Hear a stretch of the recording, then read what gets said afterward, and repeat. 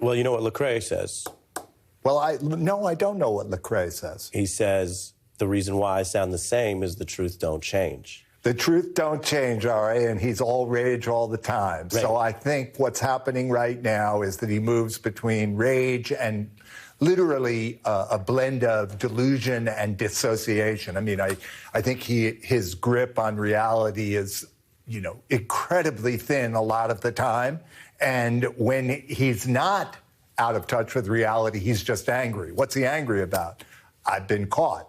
I could be caught. I could end up in an 8 by 10 foot cell. Now, I don't think he's thought about that. I don't think he has the capacity to imagine himself inside a cell. But we know from a lot of reporting that he was concerned about getting indicted. You dealt with developing a narrative, as they call it, a story about himself, which he then supersized. And you've talked about that. You've also given money to charity and talked about the evolution of that. You didn't want him to become president. The story he would tell in this trial, would it be effective? Would it be different than the story his lawyers will try to tell? I think he's so unmoored now. If you look at just, for example, his last speech, the one he just did in, I think, Texas, was it last week? Yeah. I mean, he is so unmoored from reality that I don't think he's a great witness. Now, he would never be a great witness with a whole jury because many of them would go like, I don't believe you. But he, in the past, I think, could have come off effectively with at least one or two. I'm not sure that unless it's an absolute devotee, I'm not sure that he can hold himself together enough to be in any way persuasive. The people around him, so many, for so many reasons, are sycophantic, and yet we showed the reports that more people are cheering this. I mean, if you're being railroaded or you've been even halfway decent to people, they might quibble with you as a boss. It doesn't mean they want you to be wrongly prosecuted. What did you make of the reported quiet cheering among people who, like yourself, at one time worked with him? The quiet cheering, that they're happy? They're happy. Well, nobody likes Donald Trump. I mean, literally nobody likes Donald Trump. Ivanka has now basically said today with her statement, I'm no longer with the guy. I'll read that. We have that. She says, quote, I love my father and I love my country, as if they're separate. As if they're opposite. Opposite. I'm paying for both. I appreciate the voices across the spectrum expressing support and concern. Yeah, I mean, it is such a carefully crafted statement. She must have had three people help her write that. But the net of it is, I'm not with this guy anymore. I told you, I've had it.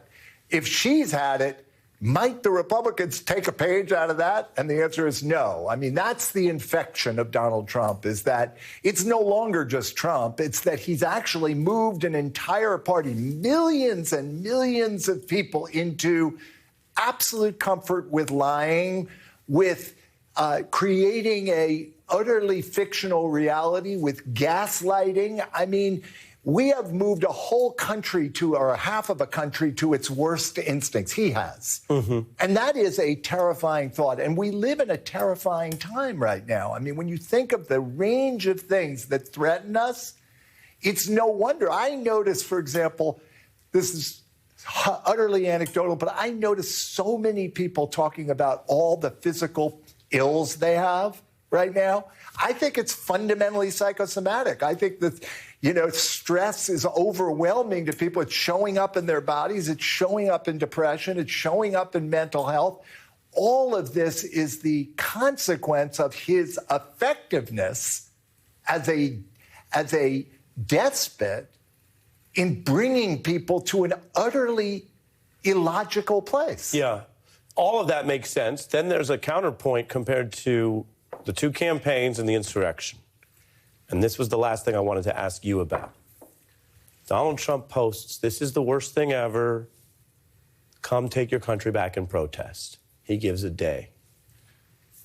There's no major protest. No. Now, he's been indicted. I showed the papers. We're a day into that story, and Tuesday's an arraignment, and I'm not attempting anything here in the news, and we also will report on and fairly respect peaceful protest. But what does it tell you that the public crowd that he expected and summoned, as of yet, has not materialized in the slightest, not even to the tune of 10% of the crowd he would want. Free at last. Free at last. I don't think he carries that same level of command anymore. He's turned a lot of people, but they're not going to do the same. There's an awful lot of them, including, those who showed up at the Capitol who have been able to observe that they might end up in jail if they do what he tells them to do. And he did tell them again, and you're right, they haven't done it yet. I hope they won't. Yeah. And I don't take a position on if they come out peacefully. But if they do the thing that he called for, he's posting a bat, he's posting violent imagery saying death and destruction. If they do that, yes, you just made a point that I think I will reinforce as a legal item for anyone watching. That's a legal scholar. Well, a legal fact. If you respond to Donald Trump's violent images and you come out to attack the DA or the police, you're going to be arrested and you're going to be indicted, and your process might even go faster than his. So Tony makes an important point about accountability tonight as we reflect on justice in America. After spending so much time with you, we did want to hear from you tonight on this historic day, the first day processing this. Thank you for being here. Thanks for having me. Tony.